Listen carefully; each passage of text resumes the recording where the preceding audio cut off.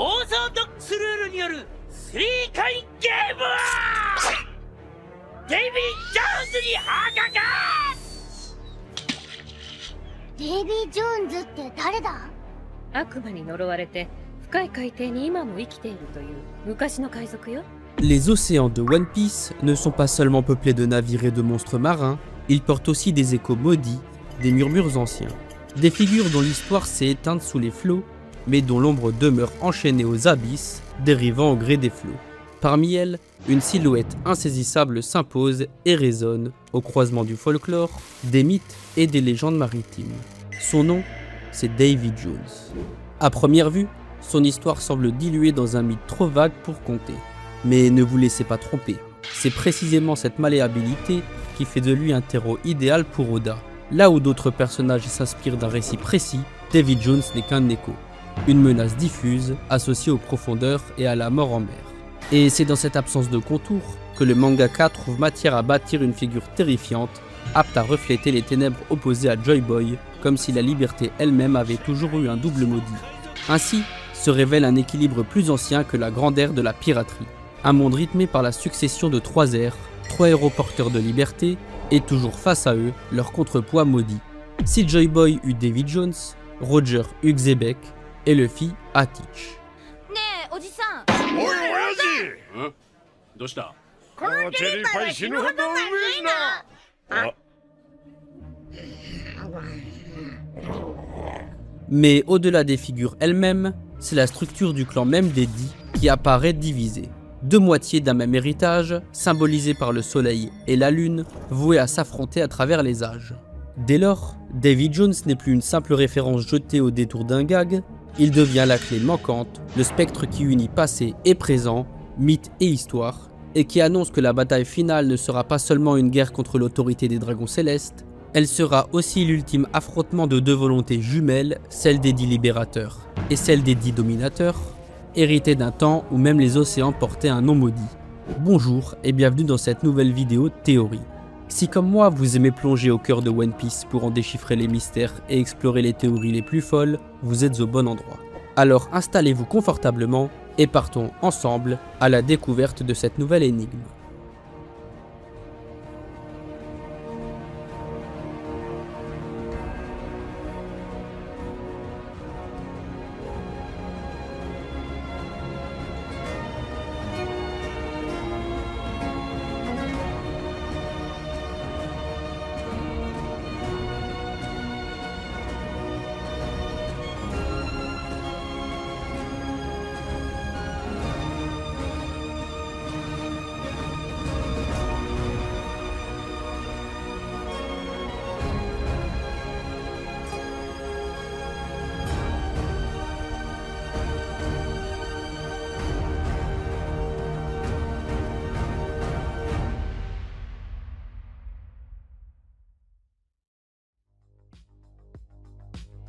Il est fascinant de réaliser que nous avons sans doute déjà croisé tous les personnages majeurs appelés à peser sur les événements présents, et il paraît difficile d'imaginer Oda en introduire de nouveaux. Pourtant, cette histoire dépasse largement les figures encore vivantes ou celles qui ont marqué leur héritage. Elle est le prolongement d'une épopée qui prend racine il y a bien plus longtemps. Et même si l'une des joies les plus intenses de One Piece reste l'apparition soudaine de personnages capables de déclencher l'enthousiasme, rien n'est encore perdu. Car le passé évoque un certain Davy Jones. Qui était cette figure aujourd'hui insaisissable? C'est la question que nous allons explorer aujourd'hui en tissant un récit fictif construit sur des indices disséminés qui, je l'espère, sera vous captiver. Un simple regard sur un diagramme de veine entre les spectateurs de Pirates des Caraïbes et les lecteurs de One Piece révélerait sans doute un cercle presque parfait, tant la figure de Davy Jones occupe une place centrale dans l'imaginaire collectif. Dans One Piece, il est raisonnable de penser que son histoire, bien que réinventée, puisera largement dans le folklore, probablement exactement de la même manière que l'on peut comparer Loki de One Piece à Loki de la mythologie nordique. En surface, ils sont très différents, mais à un niveau fondamental, ils sont essentiellement identiques. C'est dans ce cadre qu'il faut envisager Davy Jones, car l'approche d'Oda repose sur un principe constant. Plus les racines mythologiques d'un personnage sont comprises, plus ce personnage prend sens. Or, contrairement à de nombreuses figures issues des traditions que le mangaka a réinterprétées, Davy Jones n'a jamais vraiment eu de récit propre. Historiquement, il n'est qu'un nom, associé presque exclusivement au casier de Davy Jones, une expression métaphorique désignant la mort en mer. À travers ce prisme, il devient une incarnation redoutée, souverain des profondeurs, maître du monde souterrain marin, souvent assimilé au diable des océans.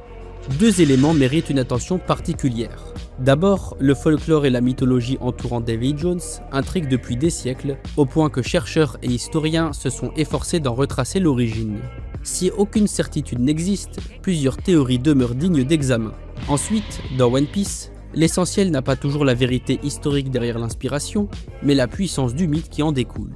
C'est la nature même des légendes, car un fait réel peut en être la source, mais une fois transformé en récit, il se déploie sous de multiples formes amplifiées par les libertés créatives. Ainsi, le Davy Jones d'Oda pourrait parfaitement puiser autant dans les bribes de folklore ancien que dans les réinterprétations modernes offertes par la culture populaire, à l'image de Pirates des Caraïbes, où il incarne déjà une figure emblématique. C'est précisément le même mécanisme déjà observé pour d'autres personnages, comme Loki, où les récits de Marvel se révèlent tout aussi pertinents que l'Edda poétique. Oda ne cherche pas à être un gardien scrupuleux du folklore, et il convient de rappeler que Davy Jones, dans sa forme originelle, n'a pas été une pieuvre ni le capitaine du Hollandais volant. Ce dernier relève en réalité d'un tout autre mythe pirate, mais Disney a choisi de fusionner les deux figures et le résultat a trouvé un écho immense. C'est ainsi que fonctionnent les légendes et les mythes. Elles se transforment, se mélangent et gagnent en puissance par ces métamorphoses. Selon la version popularisée par Disney, Davy Jones n'était au départ qu'un marin, un pirate ordinaire tombé amoureux de la déesse des mers Calypso, aussi belle que capricieuse. Pour prouver son amour, il accepte la mission qu'elle lui confie, guider les âmes des marins morts vers leur repos éternel. Mais l'accord est cruel, il ne peut revoir Calypso qu'une fois tous les 10 ans. Lorsqu'il revient enfin, elle est absente. Trahi et consumé par la douleur, il se voit condamné à une tâche éternelle qu'il n'a jamais souhaitée. Dans cet univers, beaucoup le considèrent comme le diable de la mer, alors que le rôle véritablement démoniaque incombe à Calypso. Trompé, il complote avec le premier tribunal des frères pour lui arracher son pouvoir. Le corps de la déesse est ainsi enfermé dans celui d'une femme mortelle. Déchiré par un amour qu'il ne peut renier, Davy Jones arrache son propre cœur pour l'enfermer dans un coffre, comme s'il avait extirpé son âme pour ne laisser qu'une coquille sombre et maléfique. Renonçant à sa mission sacrée, il détourne son rôle de passeur des âmes pour recruter des marins qui refusent la mort, transformant leur peur en armes et bâtissant un équipage de damnés. Ce qu'il y a d'intéressant, c'est qu'il faisait partie du tribunal des frères, une alliance pirate pour capturer la déesse de la mer qu'il considérait comme un diable. Mais ensuite, Davy Jones devient lui-même le diable. Le tribunal se réunit à nouveau et décide de libérer Calypso pour combattre Jones et la marine. Il y a donc une logique cyclique dans cette histoire qui est très pertinente pour One Piece. Celui qui détient le pouvoir finit toujours par devenir le diable. D'abord Calypso, puis Davy Jones, puis la Compagnie des Indes orientales, puis les pirates eux-mêmes. Tout le monde passe un pacte avec le diable et chacun finit par le devenir. Le visage du diable change, mais à chaque étape, c'est toujours une bataille en mer contre lui. En résumé, Davy Jones apparaît comme un pirate marqué par une histoire d'amour tragique, trahi, privé de son âme et finalement transformé en démon. La seule échappatoire à sa malédiction résidait dans sa mort inévitable et libératrice. Il est fort probable que l'adaptation de son mythe dans One Piece conserve ses grands thèmes universels. L'amour, la trahison, la perte et la damnation, avec pour horizon la nécessité de mettre fin au cycle par la mort. Le seul témoignage officiel concernant Davy Jones dans One Piece provient de Robin. Au cours de l'arc Foxy, elle affirme qu'il était un pirate d'autrefois, maudit par un démon. Cette description, bien que brève, s'accorde déjà étroitement avec les grands thèmes du mythe. Même en l'absence d'un véritable lore officiel autour de Davy Jones dans One Piece, des recherches universitaires se sont intéressées à l'origine de ce nom. Il ne s'agit pas d'une vérité établie, mais ces hypothèses abondamment discutées constituent la base la plus solide disponible. L'une des plus marquantes suggère que Davy Jones dériverait de l'histoire biblique du prophète Jonas avalé par un grand poisson. Ce lien prend tout son sens dans l'univers d'Oda, où les références bibliques sont nombreuses et servent régulièrement de source d'inspiration. L'essentiel dans le récit de Jonas tient à son refus initial d'obéir à l'ordre divin. Rejetant la mission confiée, il choisit de fuir, ce qui entraîne la colère de Dieu sous la forme d'une tempête. Reconnaissant sa responsabilité, Jonas avoue aux marins avec lesquels il navigue que leur malheur vient de sa désobéissance et demande à être jeté par-dessus bord pour apaiser les flots et sauver leur vie. Ce geste n'exprime pas tant le repentir que l'acceptation des conséquences. Une volonté de mourir plutôt que d'accomplir ce qu'il juge injuste. Car la mission que Dieu lui avait assignée était de prêcher la bonne nouvelle dans une ville corrompue, offrant le salut à des habitants que Jonas estimait indignes de grâce. Quand la ville est finalement épargnée, sa colère éclate. Il ne voulait pas voir les méchants sauvés. Jeté à la mer en pleine tempête, Jonas n'est pourtant pas condamné à mourir. Dieu envoie un grand poisson, souvent assimilé à une baleine, qui l'avale et le garde 3 jours et 3 nuits. Ce temps d'épreuve devint un moment d'introspection et de prière, où Jonas est confronté à ses erreurs et à la nécessité de comprendre pourquoi il avait tort. Dans la culture maritime, Jonas est depuis longtemps associé à la malchance. Lorsqu'une tempête éclatait en mer, il n'était pas rare que les marins s'interrogeaient. Qui est Jonas? Qui devons-nous jeter par-dessus bord? Le nom devenait ainsi un symbole de désastre, un fardeau vivant dont il fallait se débarrasser pour apaiser les flots. Sur le plan linguistique, le rapprochement entre Jonah, qui est le nom de Jonas dans la version anglaise, et Jones s'impose naturellement. Beaucoup considèrent Jones comme une déformation ou une évolution de Jonah, tandis que Davy pourrait correspondre à un prénom courant ajouté en préfixe ou à l'évocation d'un esprit marin. Le langage fonctionne de cette manière organique. Il se transforme, se déforme, se propage sans qu'on en saisisse toujours l'origine. Une expression qui naît se répand parce qu'elle sonne juste, et son sens s'ancre dans la mémoire collective bien après que ses racines se soient effacées. L'autre élément central de la légende de Davy Jones réside dans son casier, qui fait écho de façon frappante à l'expérience de Jonas avalé par le grand poisson et retenu dans ses entrailles.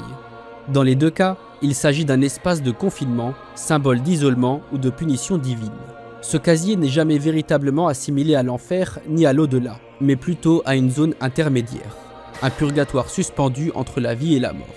Dans Pirates des Caraïbes, la mission de Davy Jones consiste à conduire les âmes vers l'au-delà, mais leur passage débute d'abord par ce casier. De la même manière, Jonas, au cœur de la baleine, n'est ni tout à fait vivant, ni complètement mort. Il existe dans cet entre-deux un espace de réflexion et d'attente. Cette proximité entre Jonas et la figure de Davy Jones pourrait très bien avoir servi d'inspiration à Oda, tant pour façonner la personnalité que pour imaginer certains fragments de la vie de ce personnage. Jonas, empli de ressentiment, désirait voir les méchants souffrir et brûler en enfer, tout en se percevant comme un homme moral guidé par le souci de protéger les innocents. Cette dualité, haine viscérale d'un côté et sens de la justice de l'autre, offre une matière riche pour nourrir le Davy Jones de One Piece. Et l'intérêt devient encore plus clair lorsqu'on remarque qu'un parallèle évident peut déjà être tracé avec une figure devenue centrale dans l'histoire, Davy dit Xebec. À ce stade du récit, Oda semble laisser planer l'idée que Xebec n'était pas seulement un tyran avide de pouvoir, mais un homme animé par une volonté plus nuancée. Son ambition de renverser les dragons célestes et de devenir le roi du monde n'est pas encore pleinement expliquée, mais tout indique que sa révolte naît de la corruption profonde du gouvernement mondial, exactement comme Jonas considérait la ville mauvaise à laquelle Dieu l'envoyait. Lorsque Xebec croise le roi Harald sur la Terre Sainte, son expression trahit une inquiétude sincère. Un géant? Ici? Il s'est perdu? Cette réaction révèle qu'il sait que les dragons célestes réduisent les géants en esclavage et que cette cruauté le trouble. Le parallèle se renforce à travers Loki, disciple déclaré de Xebec, qui face aux dragons célestes, rejette avec mépris leur autorité en affirmant « Je ne rejoindrai jamais des déchets comme vous ». Ce refus, prononcé par un homme qui ambitionne pourtant de détruire le monde, souligne à quel point ces soi-disant souverains apparaissent encore pires. Il est difficile de ne pas y voir un écho avec des paroles que Xebec aurait pu prononcer. Et tout cela prend une dimension supplémentaire quand on sait que Davy D. Xebec descend de Davy D. Jones. Ce Davy Jones que certains historiens associent directement à la figure biblique de Jonas. Xebec apparaît comme une figure paradoxale, animé par le désir de dominer le monde, mais également habité par la volonté de voir les méchants subir leur châtiment. À l'image de Jonas, il refuse l'ordre de Dieu, incarné ici par Imu, et choisit de fuir. Comme Jonas embarqué avec des marins qui n'étaient pas les siens, Xebec navigue avec un équipage hétéroclite, peu fidèle, qui finit par le trahir. Jonas est jeté à la mer par ses compagnons pour apaiser la colère divine. Xebec, de son côté, est vraisemblablement trahi à God Valley. Le parallèle devient difficile à ignorer. Xebec incarne Jonas, et si Xebec vénérait Davy D. Jones, c'est parce qu'il est lui aussi une transposition de Jonas. Tous les éléments commencent ainsi à s'emboîter. Le caractère de Davy Jones résonnera très probablement avec celui de Jonas. Son histoire empruntera autant à la légende biblique qu'à la réinterprétation de Pirates des Caraïbes. Mais un dernier point mérite d'être souligné, le lien direct entre Davy Jones et les Davy Back Fight introduits dans l'arc Foxy. Rien n'est laissé au hasard. David Xebec, présenté par le narrateur comme un adorateur de Davy Jones, a constitué son équipage grâce à ces épreuves. Or, le principe même du jeu repose sur l'appropriation de membres d'équipage rivaux, une mécanique de subordination imposée. Ce fonctionnement rappelle étrangement les pouvoirs déjà attribués à Imu, qui reposent eux aussi sur une logique de jeu cruelle où les règles dictent l'asservissement. Dans Pirates des Caraïbes, Davy Jones n'était pas d'emblée une incarnation du diable. Et Jonas non plus n'a jamais été cette figure démoniaque. Pourtant, dans One Piece, Sanji explique que c'est un peu comme s'il volait aux autres pirates ce qui les intéressait. Tout converge donc vers les Davy Back Fight, dont le nom pourrait bien signifier littéralement « récupérer Davy ». L'idée sous-jacente serait que l'âme de Davy Jones a été dérobée, et ce jeu, loin d'être une simple épreuve comique, aurait été conçu comme un rituel ou une tradition destinée à restaurer ce qui a été perdu. Reste à déterminer qui a volé cette âme, et la réponse est simple, Imu. Cette hypothèse donnerait au Davy Back Fight une raison d'être bien plus profonde qu'il n'y paraît. Davy Jones aurait défié le diable, Imu, à un jeu et il l'aurait perdu, y laissant ainsi son âme et se voyant contraint d'intégrer l'équipage du diable. A l'instar de Dory et Brogy réduits à l'état de démons, il se serait transformé en une créature maudite et la seule chance pour ses compagnons de le sauver aurait été de défier à nouveau le diable dans ce jeu qui deviendra les Davy Back Fight. Ce schéma s'accorde remarquablement avec Pirates des Caraïbes où Davy Jones s'arrache le cœur, symbole de son âme, pour l'enfermer dans un coffre, véritable équivalent du casier. C'est à ce moment que le pirate devient lui-même le diable. En ce sens, tout concorde. Dans One Piece, Davy D. Jones aurait perdu face à Imu et se serait transformé en démon, devenant malgré lui un simple pion de cette force obscure, comme dans Pirates des Caraïbes où malgré sa victoire apparente contre Calypso, il finit consumé par la culpabilité et la douleur, condamné à un destin démoniaque. Ainsi, entre les racines mythologiques, les réinterprétations populaires et les parallèles avec Pirates des Caraïbes, se dessine l'image d'un Davy D. Jones brisé, enchaîné à un destin démoniaque après avoir perdu son âme dans un jeu funeste. Mais chez Oda, cette figure ne se limite pas à une simple reprise de légende, elle s'inscrit directement dans l'histoire de One Piece. Car derrière le mythe se cache un rôle clé, celui du pirate légendaire introduit dès l'arc Foxy, dont David Xebec et David Teach sont les descendants et qui ont hérité de sa volonté. Cette révélation éclaire d'un jour nouveau toute la dynamique de succession parallèle. Joy Boy, Roger et Luffy d'un côté, Davy D. Jones, Xebec et Barbe Noire de l'autre. Davy D. Jones incarne la pièce manquante de ce puzzle. De solides indices laissent penser que Davy Jones aurait pu incarner le contrepoids sombre de Joy Boy à l'époque du Royaume Antique. Mais cette lecture ne suffit pas à embrasser toute l'ampleur du personnage. En recollant les fragments de l'or déjà connus, et en intégrant la confirmation que Davy Jones est bien une figure centrale manquante, le voile commence à se lever sur la véritable nature de Barbe Noire et de Xebec. Plus encore, cette révélation esquisse une perspective redoutable, celle du véritable adversaire que Luffy devra affronter dans son ultime combat pour conquérir le titre de roi des pirates. Mis à part ces considérations, tout porte à croire que Davy Jones ait pu incarner le contrepoids pirate maléfique de Joy Boy durant l'ère du Royaume Antique. L'histoire de One Piece, telle qu'elle se dessine, se divise en 3 grandes ères. L'ère moderne, celle de la grande piraterie qui regroupe les figures actuelles comme Luffy, Shanks, Kobe ou encore Barbe Noire. L'ancienne ère, celle des légendes, qui fut dominée par Rox, Roger, Garp, Shiki, Barbe Blanche et d'autres.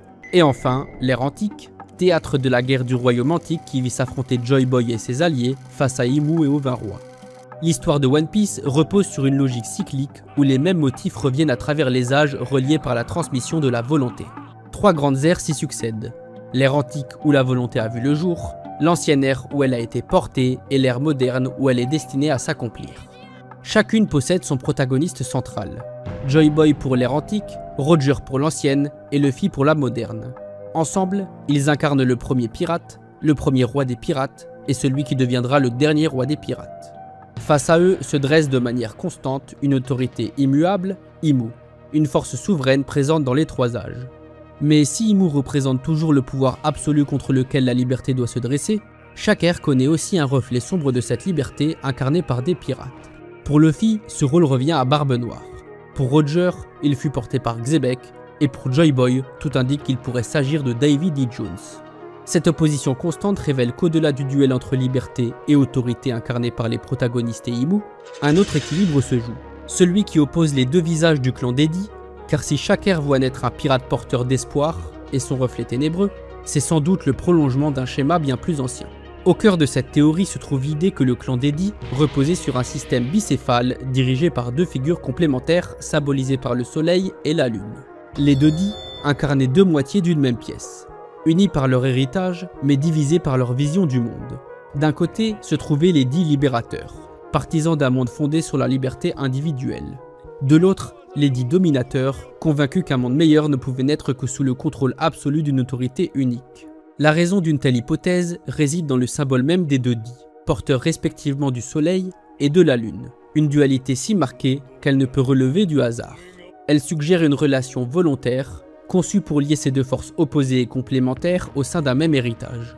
Le symbole du clan Kozuki, allié intime des dits et artisan des poneglyphes, unit dans un même emblème le soleil et le croissant de lune, comme pour rappeler que ces deux forces opposées sont indissociables.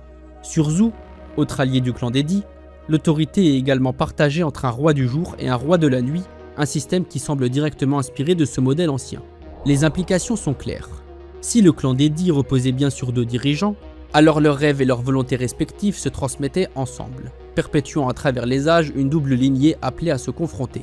Cette hypothèse trouve un écho troublant lorsqu'on observe God Valley, qui apparaît comme une montagne littéralement scindée en deux, l'image parfaite d'un clan divisé.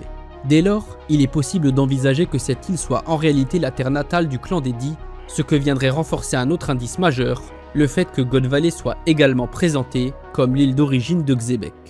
Ainsi, l'ensemble de ces éléments dessine une fresque où mythes, folklore et histoire s'entrelacent pour révéler un schéma plus profond au cœur de One Piece, celui d'une dualité immuable.